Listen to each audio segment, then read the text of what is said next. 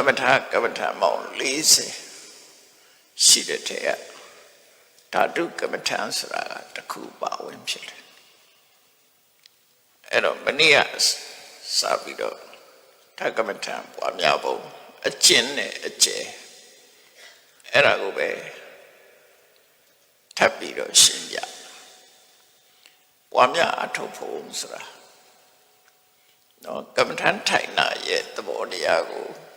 သဘောပေါက်ဖို့လိုတာကပမာရီမှာကမ္မထာထိုင်နေဆိုတဲ့အသုံးထားသည့်အတွက်ကြောင့်ကမ္မထာဆိုရင်ထိုင်ရမှကြီးပဲအောင်မေ့နေတတ်တယ်ထိုင်မှကမ္မထာလို့အောင်မေ့နေတတ်တယ်အဲ့တော့သဘောပေါက်တာဝေရကကမ္မထာအလုပ်ဆိုသည်ပါမနောကစိတ်ထဲကလုပ်ရမယ်အလုပ်ဖြစ်တယ်ဆိုတာတတိထားဖို့ဒီဣရိယာပဋ္ဌလို့ခေါ်တဲ့ဣရိယာပုတ်၄ပါးလျောင်းနေတာပဲဖြစ်စေထိုင်နေတာပဲဖြစ်စေရပ်တာပဲဖြစ်စေသွားတာပဲဖြစ်စေလျောင်းထိုင်ရပ်သွားဣရိယာပုတ်၄ပါးလုံးမှာ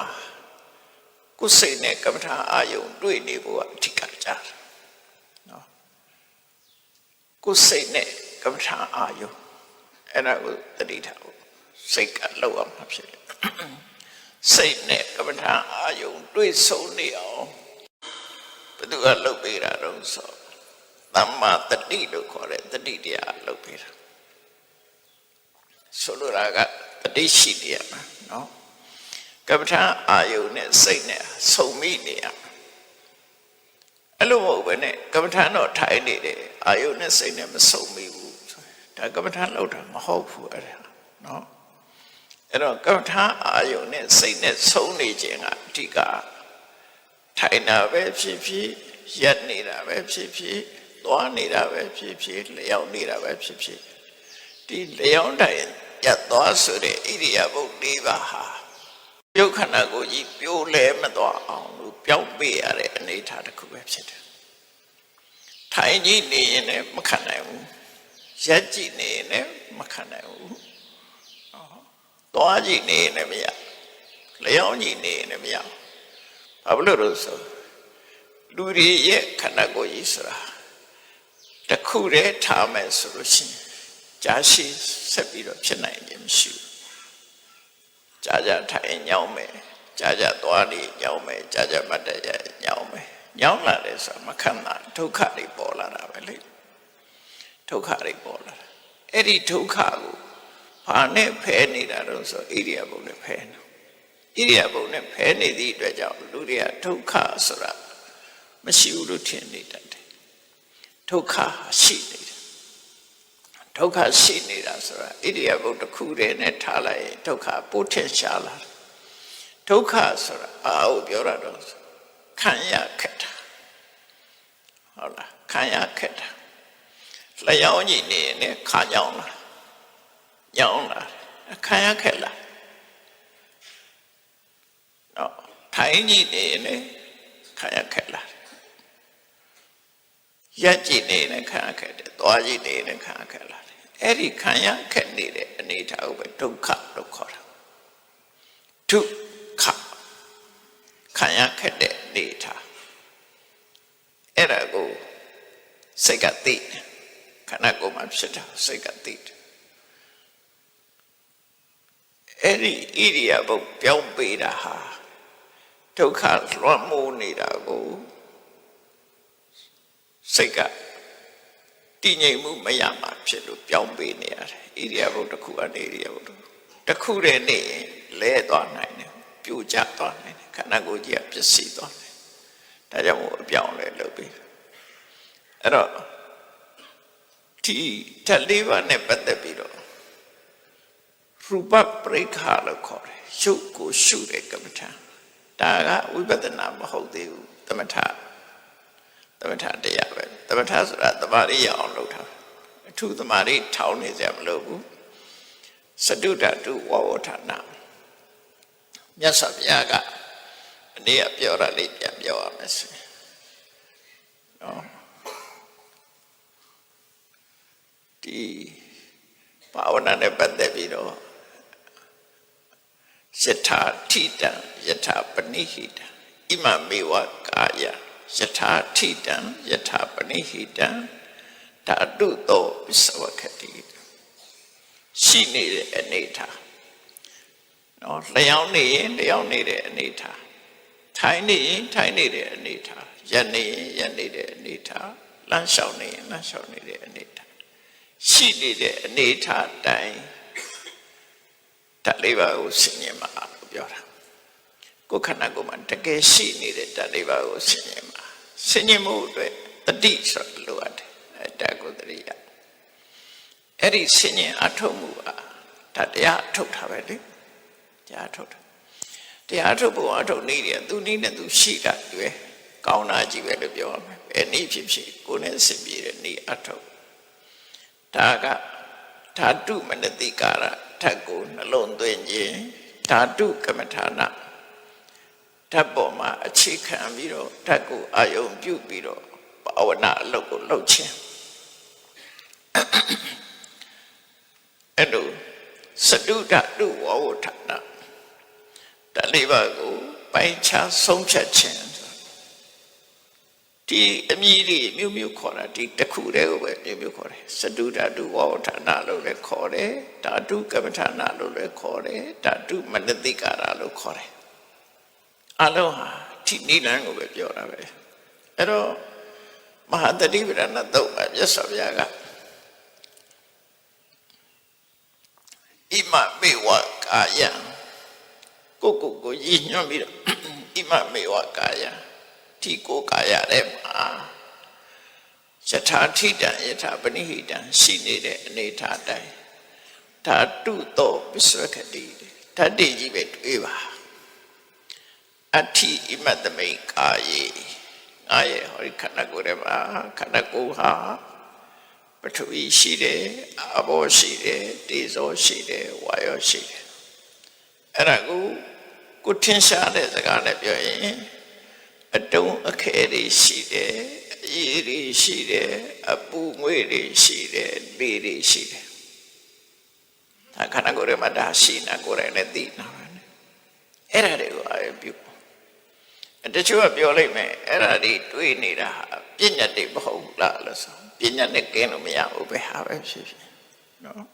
ပြဉ္ညာနဲ့ပဲသွားရတဲ့အစားသို့တော့ပြဉ္ညာဆိုတဲ့နေရာမှာတစ်ခုရှိတယ်တချို့ကပရမတ်တန်ပြီးတော့ပရမတ်ဆိုပြီးတော့ပြောတဲ့ဟာတွေရှိတယ်သိပြီးတော့နားမရောက်နဲ့တစ်ခါတလေကြတော့မြတ်စွာဘုရားဟောတဲ့အတိုင်းခုကပတ်သက်ပြန်ပြောတာနော်မြတ်စွာဘုရားကဘလို့နှလုံးသွင်းရမလို့ဆိုအဋ္ဌိဣမတမိတ်ကာယေဆင်ញင်ပုံကဟောဒီခန္ဓာကိုယ်မှာအဋ္ဌိဣမတမိတ်ကာယေဟောဒီခန္ဓာကိုယ်ကြီးမှာပထဝီဓာတုအဘောဓာတုတေဇောဓာတုဝါယောဓာတုဒီခန္ဓာကိုယ်ကြီးမှာပထဝီဓာတ်ရှိတယ်အဘောဓာတ်ရှိတယ်တေဇောဓာတ်ရှိတယ်ဝါယောဓာတ်ဒီဓာတုဆိုတဲ့စကားလုံးကဘာလို့တရဝမဟုတ်ဘူးအသက်မဟုတ်ဘူးငါမဟုတ်ဘူးဆိုတာကိုပြတယ်ဓာတုဆိုတာတဘာဝကိုပြောတာနော်ဓာတုဆိုတာတဘာဝကိုပြောတာဒီစကားလုံးကတတဝကို recheck လုပ်တာတတဝမဟုတ်ဘူးဘာလို့ဆိုကွာတစ်လျှောက်လုံးတတဝလို့ထင်နေတာဒါတတဝမဟုတ်ဘူးတဘာဝတရားတသက်ပဲဖြစ်တယ်ဆိုညမလို့ကြတော့အတုံးခဲတွေရှိတယ်အရေးတွေရှိတယ်အပူတွေရှိတယ်လေတွေရှိတယ်အဲ့ဒါကိုပဲအပြန်လှန်တွေးနေဘလောက်ထိအောင်တွေးရမှာတော့ယာဝတတ္တတင်ညာအန္တရတအတိတတဝါဆိုတဲ့အမှတ်တင်ညာပျောက်သွားသေးချောင်းတွေးနော်ဒီအယံဝတ္ထုတစ်ခုဆိုတာမရှိတော့လောက်ပျောက်သွားတွေးကိုခေါ်နေကြအရာတစ်ခုမဟုတ်တော့ဘူးဓာတ်လေးပါပဲဒီဓာတ်ကြီးလေးပါကိုပဲစိတ်ထဲမှာမြင်နေအောင်တွေးကြည့်တာအားလုံးဟာဓာတ်လေးပါနဲ့ဖွဲ့စည်းထားတာအကြည့်ပဲကောင်းတော့အဲ့ထမဲ့ဒီဓာတ်လေးပါကိုတွေးအဲ့ဒီတွေ့တော့ဆင်ញင်နေခြင်းဒီပဲလေကမ္မထာထုတ်တာပဲဒါကမ္မထာထိုင် မတွေးဘူးတခြားတွေးရင်ဒါကမ္မထာမဟုတ်တော့ဒါပဲတွေးရထိုင်နေရင်လည်းဒါပဲတွေးမယ်လဲလျောက်နေရင်လည်းဒါပဲတွေးမယ်သွားနေရင်လည်းဒါပဲတွေးမယ်ထပ်ကြည့်လေးပါပဲနော်ဒါဒုက္ခမထာရဲ့သဘောကိုယ်စဉ်းစားလိုက်အလုံးကိုတပြိုင်နဲ့သိတာတော့မဟုတ်ဘူးအတုံးခဲလို့တွေးတဲ့အချိန်မှာရေးဆိုတာမသိသေးဘူးနော်အတုံးခဲလို့တွေးတာကတစ်ခု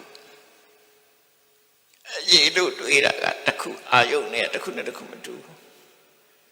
သို့တော့ဒီထဲမလွတ်ဘူးထပ်ကြည့်လေးပါတဲ့ကမလွတ်အောင်ထားတာ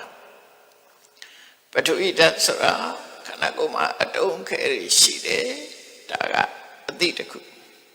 ခန္ဓာကိုယ်ထဲမှာအရေးဓာတ်တွေရှိတယ်ဒါကတစ်ခုခန္ဓာကိုယ်ထဲမှာအပူဓာတ်တွေရှိတယ်ဒါတစ်ခုခန္ဓာကိုယ်ထဲမှာလေဓာတ်တွေရှိတယ်ဒါတစ်ခု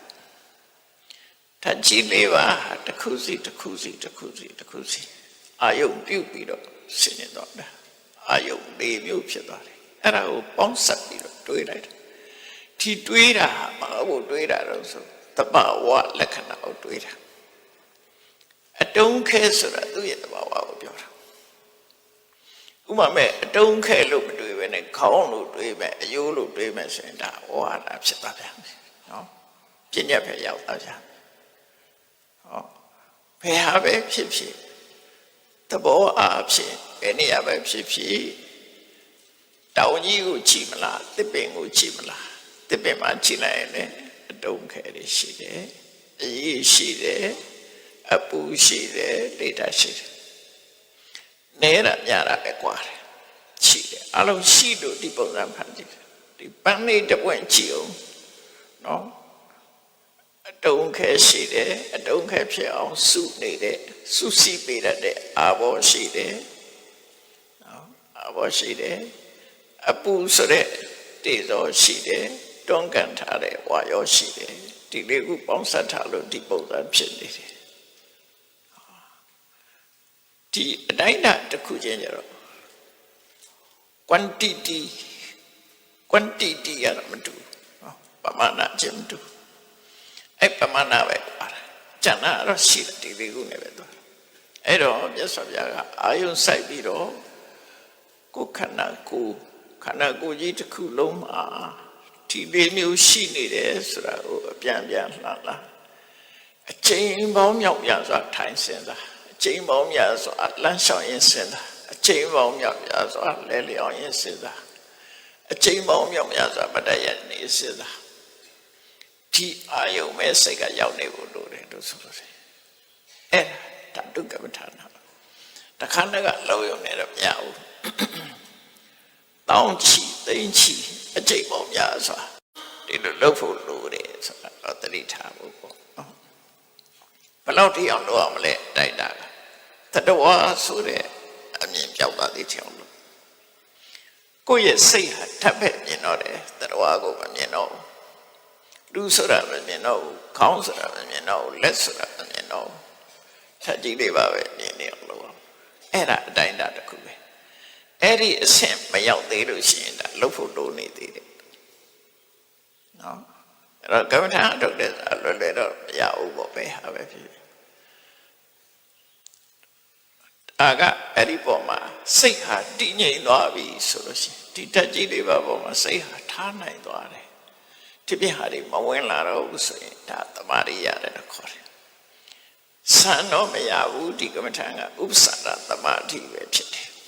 ဘာဖြစ်လို့လဲဆိုပရမတ္ထတရားဖြစ်လို့ဓာတ်ကြီးလေးပါဆိုတာပရမတ္ထတရားပရမတ္ထဆိုတာဒီလေးနဲ့တဲ့တရားဖြစ်တယ်လေးနဲ့တဲ့တရားဖြစ်သည့်အတွက်ကြောင့်ဆန်းဆိုတာတွေကပြဉ္ညာပေါ်မှာယက်တည်တာဖြစ်တယ်ဒီလိုပရမတ္ထတရားပေါ်မှာယက်တည်ပြီးတော့ဆန်းရတယ်ဆိုမရှိဘူးနော်တဘာဝကိုသိနေတဲ့ပညာကအဓိကဖြစ်တယ်ဒါကြောင့်မလို့ဓာတ်ကြီးလေးပါကိုအခုလိုအချင်းချုပ်ရှုတဲ့နေတာဣမမေဝကာယံယထာထိတံယထာပနိဟိတံဓာတုသောပစ္စဝခတိမြတ်စွာဘုရားက ဒီကိုယ်ကာယရှိကိုရှိနေတဲ့အတိုင်းတည်ထားနေတဲ့အတိုင်းထပ်အဖြစ်ဆင်ញင်မှာ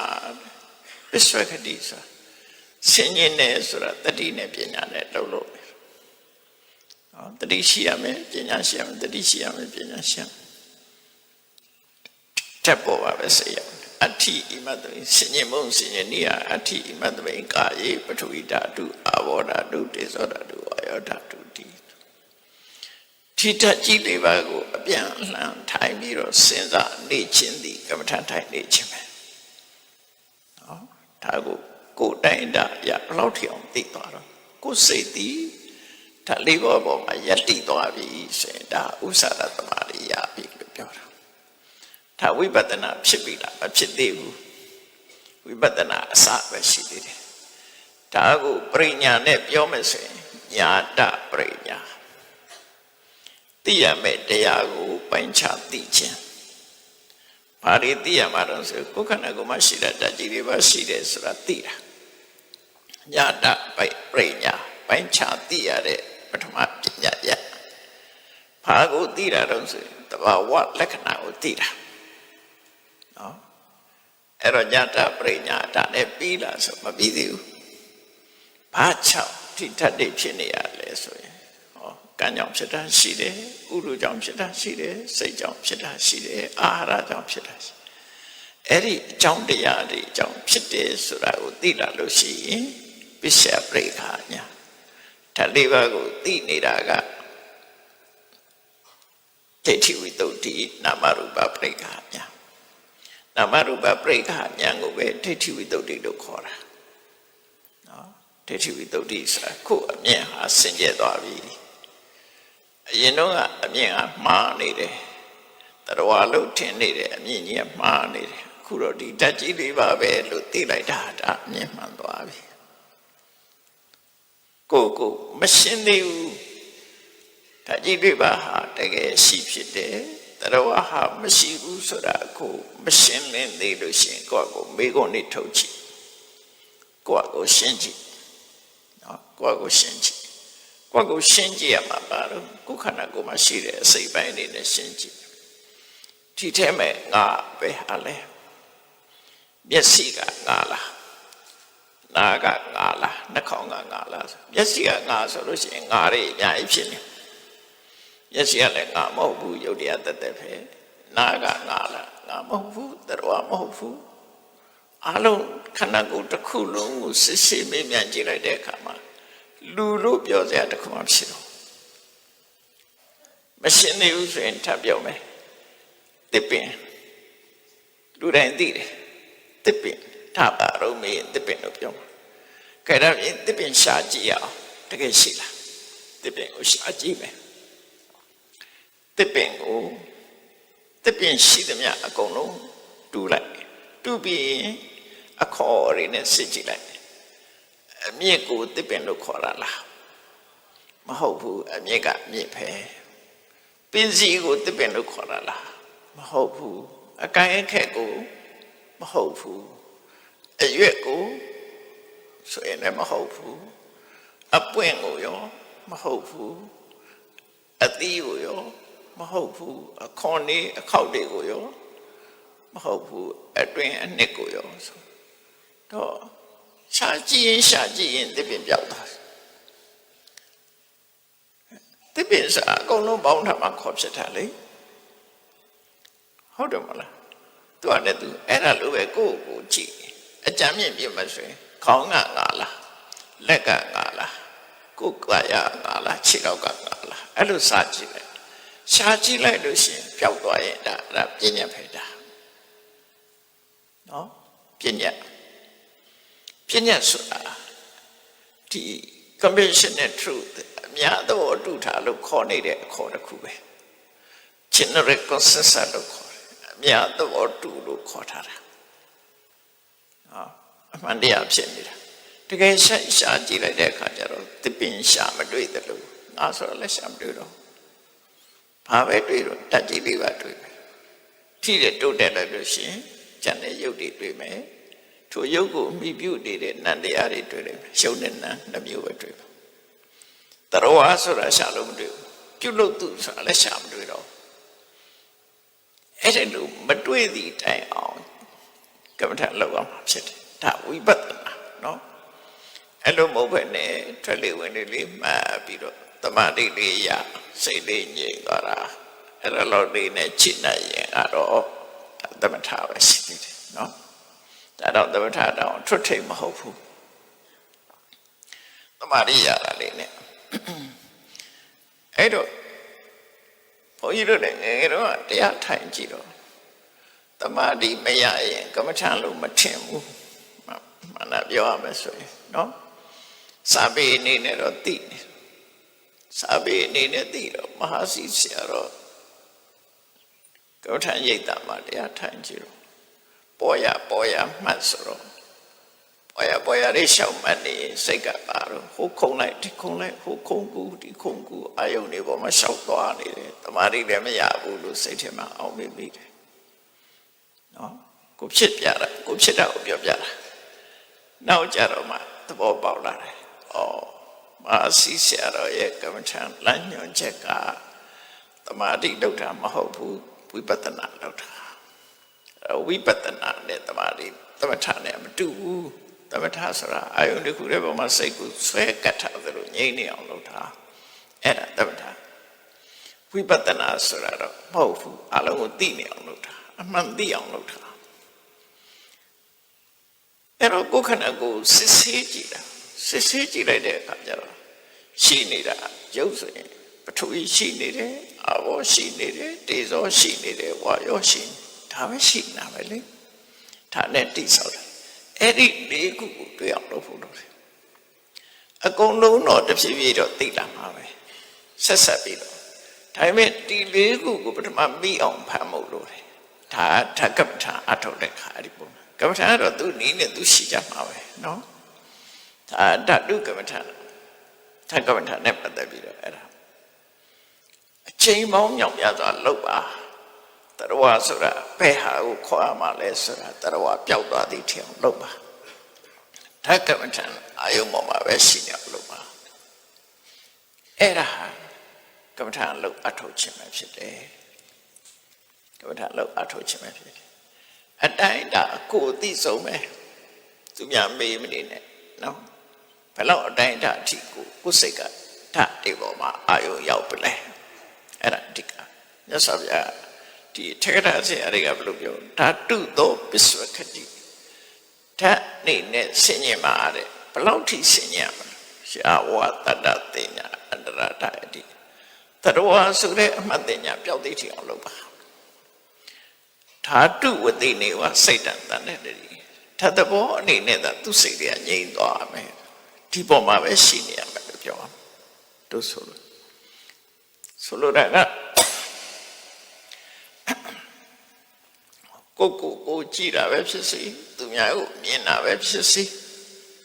တခြားသက်မဲ့ရုပ်ထုတွေကိုမြင်နေတာပဲဖြစ်စီဘယ်ဟာပဲမြင်ဓာတ်ကြီးလေးပါကိုမြင်ဖို့လုပ်တယ်လို့ဆိုလို့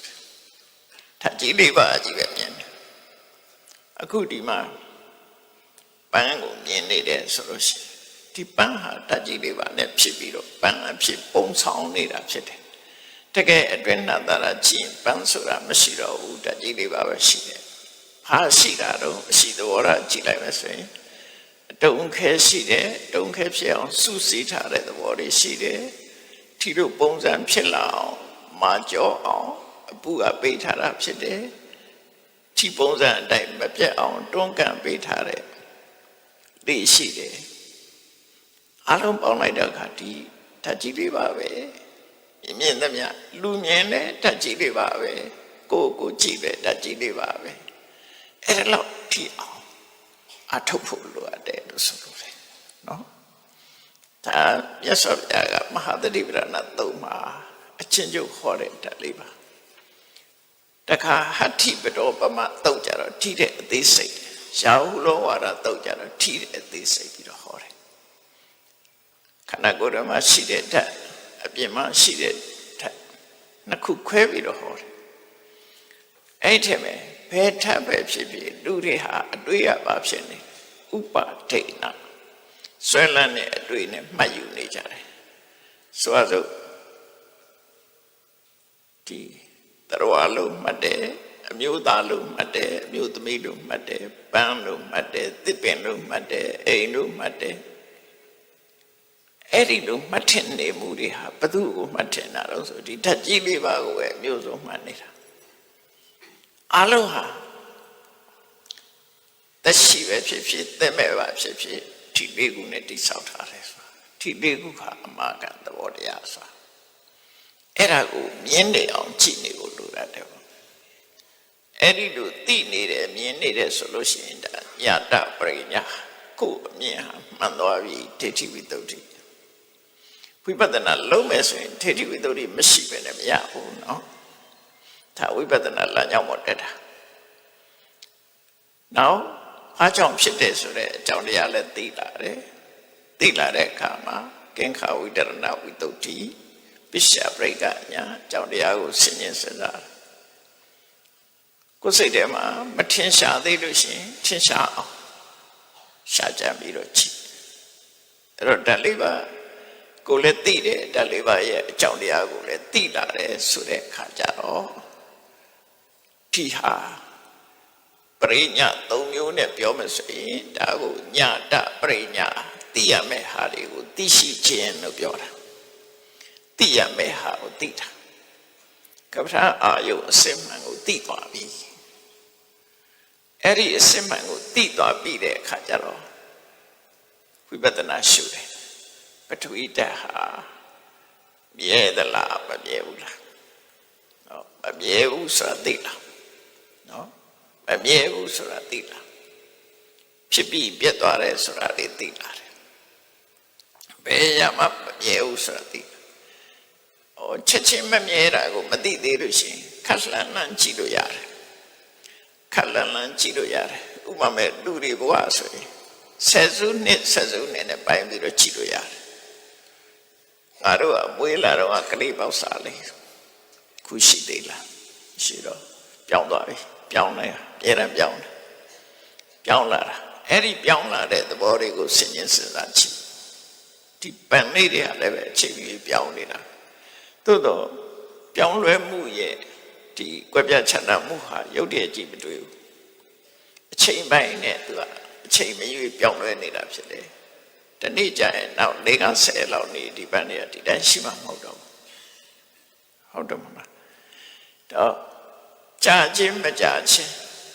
ဒါတော့ပဲပါတယ်အလုံးပြောင်းပါပဲပြောင်းနေတာပဲဓာတ်ကြီးလေးပါလည်းပြောင်းနေတာပဲဆို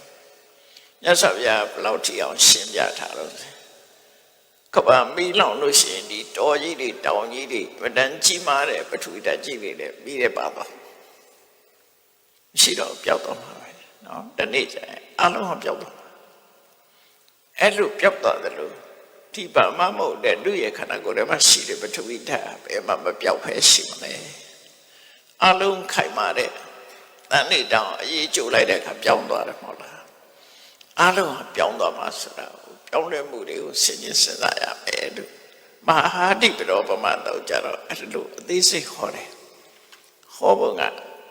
ရှံကိဉ္စီအစ္ဆတံပစ္စတံကက္ခလံခရိကတံဥပါဒိဏံခန္ဓာကိုယ်ထဲမှာလူရဲ့အသီးသီးကိုယ်ခန္ဓာမှာရှိတဲ့အတုံးခဲသဘောအဲ့ဒီအတုံးခဲသဘောတွေကိုပဲတရဝလို့ထင်နေတယ်တဲ့ဥပါဒိဏအလို့ထင်တယ်ငါဟာလို့ထင်တယ်အဲ့ဒါမထင်ဘူးလားဆိုထင်တာပဲလေလူတွေကပြောတာပဲငါမျက်လုံးငါကိုယ်ငါစပင်အဲ့တော့ငါစပင်လို့ပြောတဲ့ဟာကဒါပထဝီဓာတ်ကိုဆွဲလန်းတာပဲလေတူတူပဲပထဝီဆိုတဲ့အနေနဲ့တော့မဟုတ်ဘူးစပင်အနေနဲ့ဆွဲလန်းတာဒါမို့လို့အလှပြင်တာငါစပင်ဖြူနေပြီဆိုဆေးဆူနော်ငါစပင်နေကျွတ်နေပြီဆိုလို့ရှိရင်စိတ်ပြက်ပြောရမယ်ဆိုရင်ဒါတွေကိုပထဝီဓာတ်ကိုအကြောင်းပြုပြီးတော့လူတွေကစိတ်ညစ်တာတို့ပြောတာတို့ဖြစ်နေတာအဲကြောင့်ဖြစ်တာအဲ့ဒါကြောင့်ငါစပင်ဆိုတဲ့တွေ့မဟုတ်ပဲနဲ့ပထဝီဓာတ်သက်သက်ပဲလို့သာစဉ်းစားကြည့်လိုက်ဒါပထဝီဓာတ်ရုပ်တရားသက်သက်သာဖြစ်တယ်ငါလည်းမဆိုင်ဘူးငါနဲ့ငါဟာလည်းမဟုတ်ဘူးလို့သာတွေးလိုက်အဲတွေးလိုက်လို့ရှိရင်ပျောက်သွားမှာခုနအဲ့လိုဆိုလို့ကမ္မထာဆိုတာလွဲမာနေတဲ့ တွေးပေါ်မှာလောဘဖြစ်တယ်တွေ့တမှုတွေဖြစ်တယ်ဒေါသဖြစ်တယ်နော်အဲ့ဒီလောဘဒေါသဖြစ်နေသမျှကာလပတ်လုံးစိတ်ငြိမ်းချမ်းမှုဆိုပြန်တယ်စိတ်ငြိမ်းချမ်းမှုရဖို့ရကြတော့အတွေးကိုပြောင်းဖို့ပြောင်းမပြောင်းလို့မရကာလို့တွေးနေသမျှဘယ်တော့မှချစ်ချင်မုန်းခြင်းကလွတ်မှာမဟုတ်ဘူးချစ်ချင်မုန်းခြင်းမလွတ်ရင်ဘယ်တော့မှတော့ကလွတ်မှာမဟုတ်ဘူးခွဲခြားမြင်နေဦးမှာပဲအဲ့ဒါကိုပျောက်ဖို့ဓာတ်လေးပါကမ္မထာကိုအထောက်တာကမ္မထာအထောက်တာမှန်သမျှအဲ့ဒါအဓိကပဲဘာလို့ဖို့ပျောက်ကမ္မထာအထောက်တာလို့ဆိုတွေ့တာမှုပျောက်အောင်လုပ်တာဘာဖြစ်လို့တွေ့တာမှုပျောက်အောင်လုပ်ရတော့ဆိုရင်တွေ့တာမှုရှိသမျှတောကရှိမှာပဲနော်တောကရှိနေရင်ဘယ်တော့မှမငြိမ်ချမ်းဘူးအဲ့ဒီဒုက္ခကလွတ်ချင်တယ်ဆိုရင်တွေ့တာမှုဖြောင်းတွေ့တာမှုဘာနဲ့ဖြောင်းမလဲအသိဉာဏ်နဲ့ပဲဖြောင်းအသိဉာဏ်နဲ့ဖြောင်းတခြားနည်းနဲ့ဖြောင်းလို့မရဘူးအသိဉာဏ်နဲ့ပဲဖြောင်းဒါမို့လို့သိအောင်လုပ်တာကပ္ပထာထုတ်တာဆိုသိအောင်လုပ်တာအဲ့ဒီအသိဒီတွေ့တာမှုကိုဖြောင်းနိုင်တဲ့အသိဖြစ်ရမယ်တွေ့တာမှုကိုအားပေးတဲ့အသိမဟုတ်ဘူးတွေ့တာမှုကိုပျောက်စေတတ်တဲ့အသိဖြစ်ရမယ်ဒါကြောင့်မို့မြတ်စွာဘုရားဒီဟာဒီတော့မတော့ဟောတာတော့စတာဒီဘုရားဟောတာဒါပေမဲ့ဘုရားနောက်အဲ့ဒီမှာယံကိစီအစ္စတံပစ္စတံကက္ခလံခရိကတံကက္ခလံခရိကတံဆိုမာတဲ့အရာတွေကိုယ်ခန္ဓာကိုယ်ထဲမှာစမ်းကြည့်လိုက်မာတဲ့နေရာတွေရှိတယ်လေပထဝီဆိုတာစမ်းလို့ရတယ်ဟာပဲပထဝီဆိုတာစမ်းတတ်လို့ရတယ်ကိုင်ကြည့်လို့မာတဲ့အရာပြော့ဤနေတဲ့အရာဒါပထဝီပဲနော်အဲ့ဒါကိုဖုဒ္ဓဘယုံလို့ခေါ်တာပဲ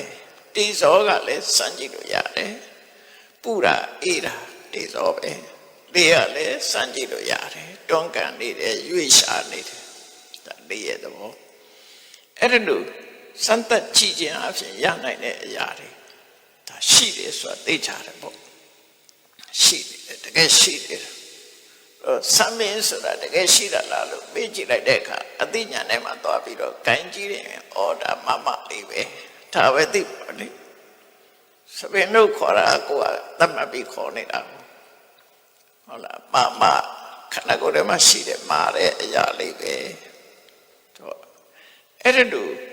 တရားတွေရဲ့ခေါ်နေတဲ့အခေါ်အဝေါ်တွေအကုန်လုံးပျောက်သွားအောင်ရှုနိုင်ရမယ်လို့ဆိုမရှုနိုင်ရင်ဘာလို့ဥပါထိဏငါလို့ထင်တယ်ငါဟာလို့ထင်နေတယ်အဲ့ဒီဆွဲလမ်းမှုမပြောင်းနိုင်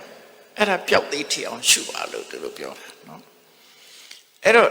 တခုတည်းတည်တာမဟုတ်ဘူးဘယ်နေရာကိုကြည့်လိုက်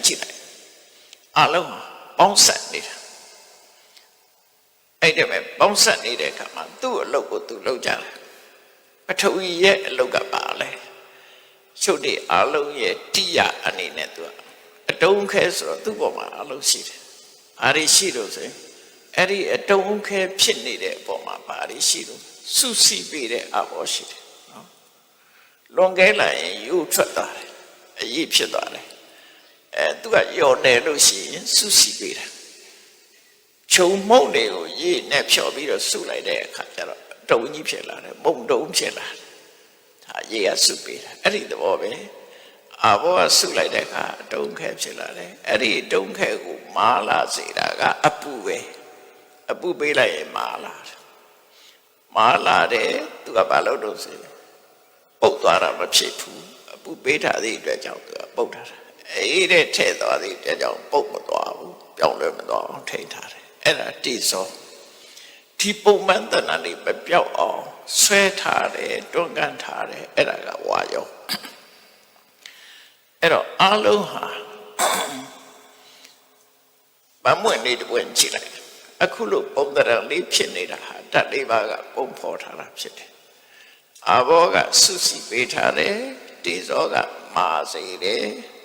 နော်ဝါယောကတွန်းကန်ပေးထားတယ်အဲ့ဒါကြောင့်မလို့ပန်းပွင့်လေးဟာပုံစံလေးတစ်ခုဖြစ်လာတယ်အဲ့ဒီပုံစံလေးမပြတ်တီးနိုင်တာဟာဓာတ်လေးပါးရဲ့စွမ်းဆောင်မှုလိုပဲ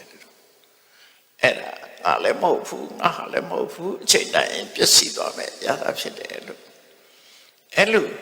ဓာတ်လေးပါးနဲ့ပတ်သက်ပြီးတော့ ရှုမှတ်ပေါ်များအဲ့တော့ရှုမှတ်ပေါ်များတဲ့အခါမှာဒါလေးပါးကိုသိဖို့အတွက်ညာတပရိညာနဲ့သိဖို့အတွက်ကဘာတွေလိုအပ်တော့ဆိုလို့ရှိရင်ဒီလက္ခဏာရတ္တပစ္စုပ္ပတံပဋ္ဌာန်ဆိုတာရှိတယ်နော်လက္ခဏာဆိုတာအမှတ်သားနဲ့သိရအမှတ်သားဆိုတာပုံသဏ္ဍာန်တွေကတစ်မျိုးစီသူ့ရဲ့အမှတ်လက္ခဏာတွေကတစ်မျိုးစီပဲအဲ့ဒီတဘာဝချင်းမတူကြဘူးဥပမာမဲ့ပထဝီရဲ့အမှတ်သားအာဘောရဲ့အမှတ်သားတေဇောရဲ့အမှတ်သားဝါယောရဲ့အမှတ်သားမတူတဲ့လို့စွမ်းဆောင်မှုဆိုတဲ့ဆောင်ရွက်မှုကိစ္စတွေလည်းမတူပုံဖော်တာလည်းပဲမတူကြဘူးဒါဖြင့်ပထဝီရဲ့အမှတ်သားကပါတော့ကြည့်လိုက်လို့မာတယ်ပြော့တယ်မာခြင်းပြော့ခြင်းသည်ပထဝီရဲ့အမှတ်သားပဲမာတယ်ပြော့တယ်ဘာနဲ့သိလို့ရတယ်ထိကြည့်လို့သိလို့ရတယ်နော်ကိုင်ကြည့်လို့သိလို့ရတယ်ဘာလို့လဲသူကဖုဒ္ဓဘာယုကိုယ်ကာယနဲ့ထိပြီးတော့မှအသိဆိုတာဖြစ်တယ်အဲ့တော့ကိုယ်ကာယနဲ့ဆက်သက်ပြီးတော့ကြည့်လိုက်ပထဝီဟာမာတယ်ဥပမာတန်ညောင်းကိုင်ကြည့်မာတယ်ရှုံကိုင်ကြည့်ပြော့တယ်နော်မာတယ်ပြော့တယ်ဒုက္ခနာကိုမှလည်းပဲအယိုးဆိုရင်မာတယ်ဉာဏ်တွေကပြော့နေအသားတွေကပြော့တယ်မျိုးစုံရှိတယ်အဲ့ဒီမာခြင်းပြော့ခြင်းသဘောဒီပထဝီရဲ့လက္ခဏာပဲဖြစ်တယ်အာဘောဆိုတာကြတော့ပါတာပြောတာမဟုတ်တော့ဘူးသူကြတော့စုစည်းပေးတယ်အာပန္ဒနာဖွဲ့စည်းပေးတယ်ဒီခြုံမုံလေးတွေကိုရေကနေစုစည်းလိုက်တဲ့အခါအတုံးခဲဖြစ်လာတယ်အဲ့ဒါသူ့ရဲ့ဆောင်ရွက်မှုပဲသူ့ရဲ့လက္ခဏာပဲရှင်းများသွားလို့ရှိရင်စီးကုန်ရောရေကပိုးများသွားရင်စီးသွားတယ်သူကလည်းသူတုံးခဲဖြစ်အောင်ဆိုလို့ရှိရင်ရေကစုစည်းတဲ့သဘောလွန်ကဲလာလို့ရှိရင်ယိုးထွက်သွားတဲ့သဘောဥ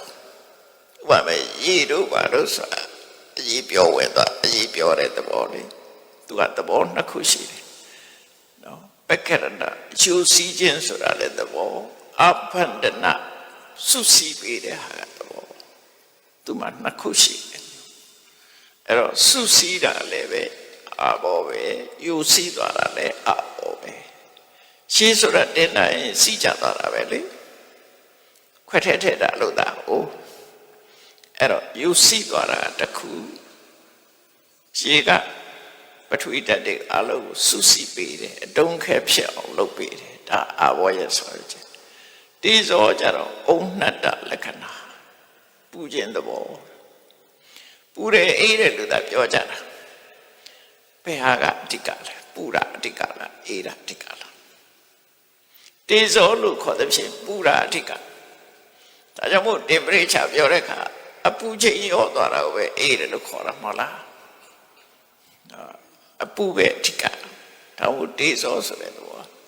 အပူချိန်မြင့်တက်လာရင်ပူတယ်လို့ပြောတာအပူချိန်ရောသွားတာကိုအေးတယ်လို့ပြောတာအေးခြင်းဆိုတာတကယ်မရှိဘူးပူခြင်းမရှိတယ်ဒါမို့တေဇောဆိုတာအပူနာမည်ကတေဇောဆိုတာအပူနော်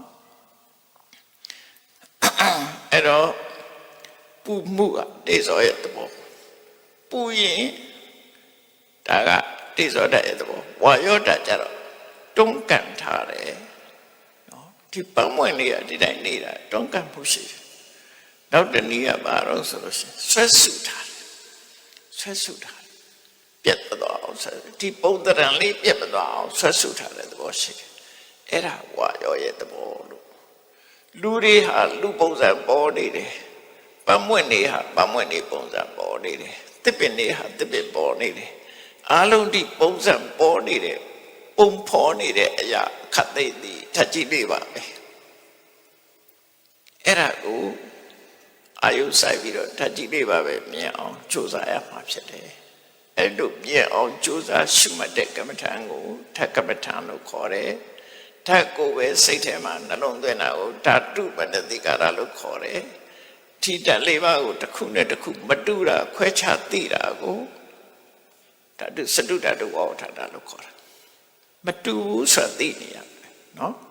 မတူဘူးဆိုတာသိအောင် အဲ့တော့ပြန်ပြောပြမယ်ပထဝီရဲ့အမှတ်လက္ခဏာကဘာလို့ဆိုရင်မာခြင်းပြောခြင်းနော်မာကြောလာခြင်းဒီပထဝီရဲ့လက္ခဏာသူ့ရဲ့ဆောင်ရွက်မှုကဘာလို့ဆိုရင်ရှုပ်အားလုံးကိုဆောင်ပြီးရုပ်အားလုံးရဲ့တရားဖြစ်တယ်ကိစ္စလုပ်တယ်ပထဝီရှိမှဇန်တဲ့ရုပ်တွေကတည်လို့ရတယ်ဥပမာဒီပန်းမွေလေးဟာအာဝါလည်းပထဝီပေါ်မှာတည်နေတာပဲတိဇောကလည်းဒီပထဝီကိုပဲယဉ်ကျေးစေတာပဲဝါယောကလည်းဒီပုံစံတိုင်းပေါ်နေတာအားလုံးကပထဝီပေါ်မှာတည်နေတယ်အမှန်ကငါပထဝီပဲဖြစ်တယ်နော်ဒါကြောင့်မို့ပထဝီသည်တရားကိစ္စရှုပ်တရားအားလုံးရဲ့တရားကိစ္စကိုဆောင်ရွက်တယ်လို့ပြောမှာနော်သူ့ရဲ့ဆောင်ရွက်မှုကသူကတရားရှုပ်အားလုံးကိုထမ်းဆောင်ထားတယ်သူ့ပေါ်မှာတည်တယ်မြေကြီးပေါ်မှာအဆောက်အဦတွေသစ်ပင်တွေတောတောင်တွေအလုံးမြေကြီးပေါ်မှာရှိကြတယ်မဟုတ်လားအဲ့ဒါလိုပဲပထဝီပေါ်မှာယုတ်တရားအလုံးဟာယတ္တိနေတယ်ဒါကြောင့်မို့ပဋိဌာနရတာတဲ့ရှုပ်အလုံးရဲ့တရားဆောင်ရတယ်နောက်တံပဋိစ္စနပစ္စုပ္ပထာနာပထဝီဆိုတာအလုံးကိုခံထားတဲ့သဘောပဲဘယ်ဟာတွေကိုခံထားတာတော့ဆိုအာဘောကလည်းသူ့ပေါ်မှာရှိတယ်တေဇောကလည်းသူ့ပေါ်မှာရှိဝါယောဆိုတာလည်းသူ့ပေါ်မှာရှိအဲ့တော့အလုံးကိုသူစွမ်းဆောင်ထားတဲ့ဟာဖြစ်တယ်ကွန်တိန်နာတို့လို့ရစီပါနော်သူ့ထဲမှာအကုန်ရှိပထဝီပေါ်မှာအလုံးရတည်တာအာဘောကြတော့ဘာတော့အာဘောကရှုစီးခြင်းလက္ခဏာရှိတယ်ရှုစီးတဲ့အရာတစ်ခုစီတိုးပွားလာတတ်လို့ပြုဟနရတတိုးစီတတ်တဲ့ကိစ္စရှိတယ်သင်္ဃဟပစ္စုပ္ပထာနာအလုံးကိုကွဲပြည့်မသွားအောင်စုစည်းပေးတာသူပဲဒါမှမဟုတ်အစိုးထရှိနေတဲ့မြတ်ကာလပတ်လုံးအလုံးစု6သွားလို့ရှိရင်ခါကွဲပြကုန်နော်အဲ့ဒါအဘောရဲ့ဆွမ်းဆောင်မှုမြေကြီးဟာစိုးနေလို့ရှိရင်တခဲတဲ့လို့ဖြစ်မနေဘူးလား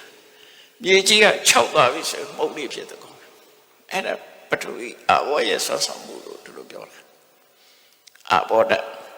နောက်တစ်ခုတေဇောဓာတ်ဆိုတာကြတော့ပူခြင်းလက္ခဏာ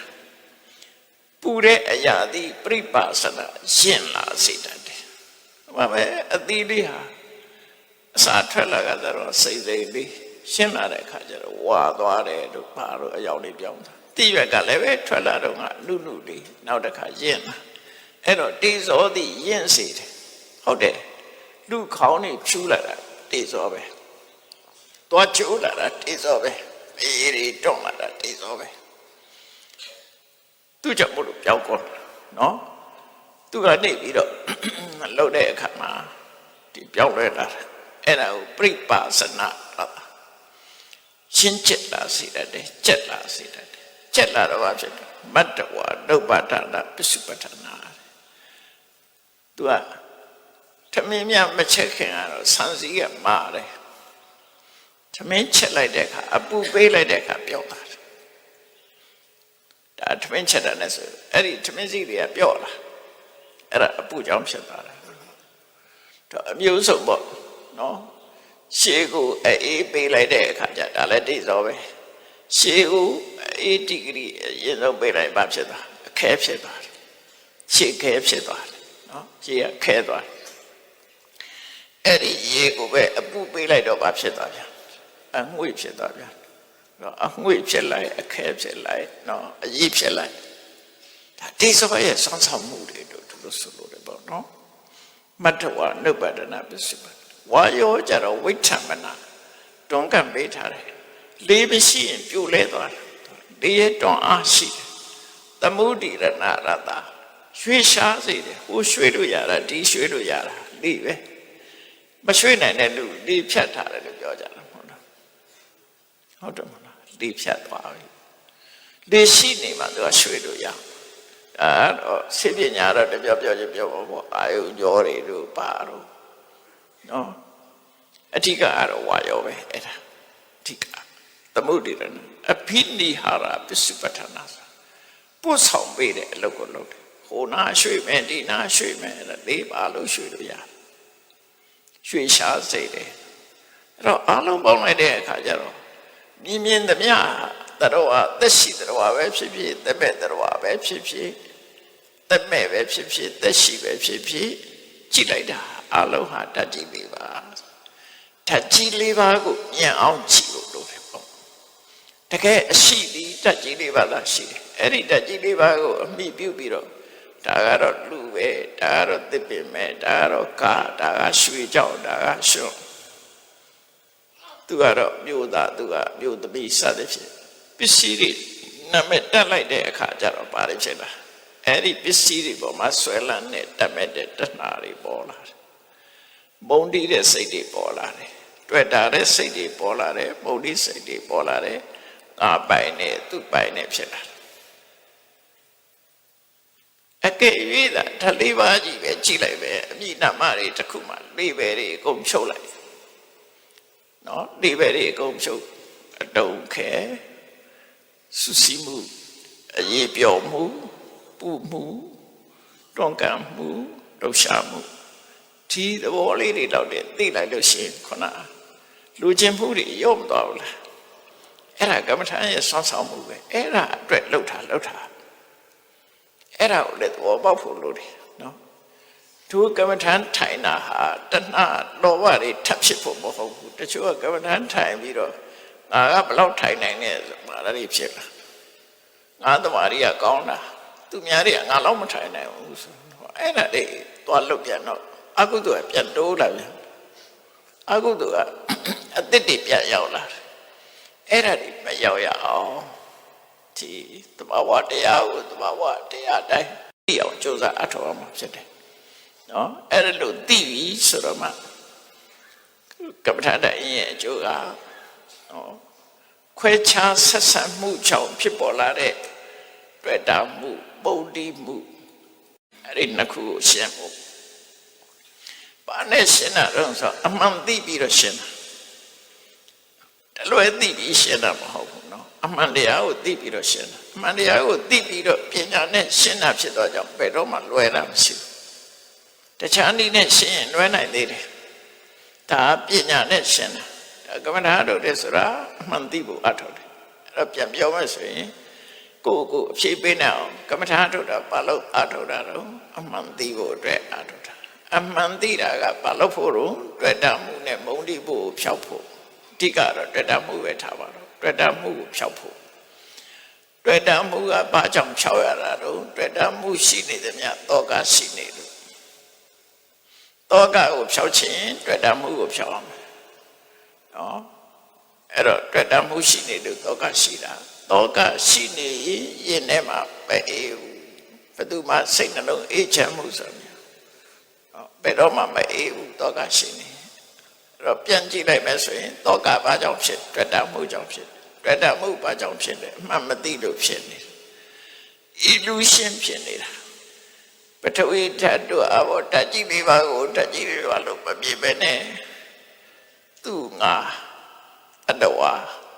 ပစ္စည်းဝတ္ထုတွေအနေနဲ့မြင်နေမယ်ဆိုလို့ရှိရင်တွေ့တာမှုတွေဖြစ်နေပါပဲအဲ့ဒါကိုပျောက်အောင်အသိဉာဏ်နဲ့ဖြောက်ထားတာအဲ့ဒါကမ္မထာလို့အထောက်ခြင်းပဲဖြစ်ပါတယ်ကမ္မထာဆိုတာဘာဝတာစိတ်ထဲမှာတတိစွမ်းအားတွေအမှန်မြင်တဲ့ပညာစွမ်းအားတွေတိုးတက်အောင်လေ့ကျင့်ခြင်းဖြစ်တယ်ဆိုတာကိုယ်ဘာလှုပ်ထားလဲဆိုတာသိသွားပြီလားဟုတ်တယ်မလားလှုပ်ခြင်းမလှုပ်ခြင်းကသိဖို့အရေးကြီးတယ်လှုပ်ခြင်းမလှုပ်ခြင်းကကိုယ်တော်မဲ့တာလှုပ်ခြင်းမလှုပ်ခြင်းနဲ့ဆိုင်သိဖို့သိတာဒါအမှန်တရားတိုင်းဒီတိုင်းတော့အဲ့တော့ဘယ်လိုပဲဖြစ်ဖြစ်ကိုယ့်ဟာကိုယ်တရားဆိုတာကိုယ့်ဟာကိုယ်သိတယ်ဆိုတာအဲ့ဒါပြောတာနော်အဲ့လိုမဟုတ်ပဲနဲ့ကိုယ်ကလည်းစဝေးစွာအမင်းသောတပန်ဖြစ်ပြီးဆိုအောင်လက်မှတ်လေးပေးလို့ရတာမှမဟုတ်တာဒါသူစိတ်ကိုသိတာမှမဟုတ်တာနော်အဲ့ဒါကြောင့်မလို့ကိုယ်တဏ္ဍကိုယ့်ကိုယ်ပဲကိုယ်ပြတာနဲ့ကိုယ်တိုင်းကိုယ်ဆင်ကိုကိုယ်ပြတာနဲ့ကိုယ်တိုင်းအဲ့တော့ကမ္မထာရဲ့ဓိဂရီကတတိဘလောက်ကောင်းလဲသမာဓိဘလောက်ကောင်းလဲတတိမရှိရင်ပညာမဖြစ်ဘူးအားလေးကိုတတိကအာယုကိုရှုပေးတာပညာကယူပေးတဲ့အာယုကိုနားလဲတာသိတာတစ်ခုစီပဲဆောင်ရတာတစ်ခုစီပဲဟုတ်တယ်မဟုတ်လားတတိရဲ့ကိစ္စနဲ့ပညာရဲ့ကိစ္စမတူဘူးတတိကအာယုနဲ့စိတ်ကိုစုံပေးတာပညာကအဲ့ဒီအာယုရဲ့သဘာဝကိုအမှန်သိတာ သူ့လို့ကြမှာပဲမျက်စိကမြင်ုံမြင်တတ်တာမကြတတ်ဘူးနားကကြားရုံပဲကြားတယ်မမြင်ဘူးသဘာဝတရားဆိုတာသူကလည်းသူဆောင်ရတာအဲ့ဒါတွေကိုပူပေါင်းဆောင်ရလိုက်တဲ့အခါတတိကလည်းကောင်းလာတယ်သမာဓိကလည်းကောင်းလာတယ်ပညာလည်းကောင်းလာတယ်ဟောဒါတရားလူရတယ်ဆိုတာအဲ့ဒါပဲလေတတိပညာတိုးပွားလာတာကိုပဲတရားလူရတယ်လို့ခေါ်တယ်ဝိပဿနာဆိုတာပညာနော်အဲ့ဒါကြောင့်မို့ဒီပညာတွေဟာမြတ်စွာဘုရားဟောတဲ့ထဲမှာကုသိုလ်တွေထဲမှာဝိပဿနာကုသိုလ်ဟာအမြင့်ဆုံးဖြစ်ပါလေအခုပြောတဲ့ဓာတ်ကိုသိခြင်းဟာယတပရိညာအဆင့်ကိုပြောတာနော်နောက်ကြရင်တိတတ်တဲ့ဟာတခုမှမမြဲဘူးလို့သိတာကြတော့တိရဏပရိညာလို့ခေါ်တယ်ဆုံးဖြတ်လိုက်တယ်ပထဝီဓာတ်ဆိုတာလည်းမမြဲဘူးဖြစ်ပြီးရင်ပြတ်သွားတာပဲအာဘောဓာတ်ဆိုတာလည်းမမြဲဘူးပြောင်းလဲနေတာပဲတေဇောဆိုတာလည်းမမြဲဘူးဝါယောဆိုတာလည်းမမြဲဘူးအဲ့ဒါကြတော့ဝိပဿနာဖြစ်လာပြီနော်အဲ့ဒီမမြဲလို့ပဲမမြဲမှုတွေရဲ့တလက်ဆက်နောက်ရှစ်ထာခံနေရလို့ဒုက္ခမမြဲခြင်းဆင်းရဲခြင်းသည်ကို